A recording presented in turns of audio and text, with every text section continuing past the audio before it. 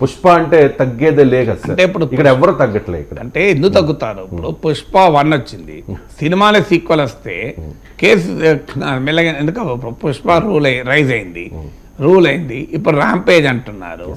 So సినిమాలే sequels అయ్యాయి కదా.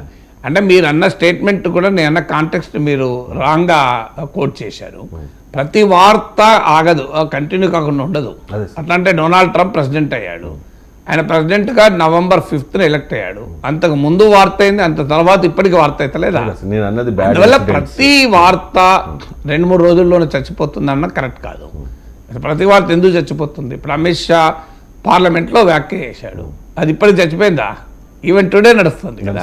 అందువల్ల నేనన్నా ఆ వార్త ప్రాధాన్యతను బట్టి ఎక్కువ రోజులు నడుస్తుంది. 2, ఆ వార్తలో కంటిన్యూటీ ఉందా అనేది పాయింట్. ఇప్పుడు ఈ వార్తలో కంటిన్యూటీ ఉంది కదా. ఇప్పుడు వార్త జరిగింది December 4th నాడు జరిగింది,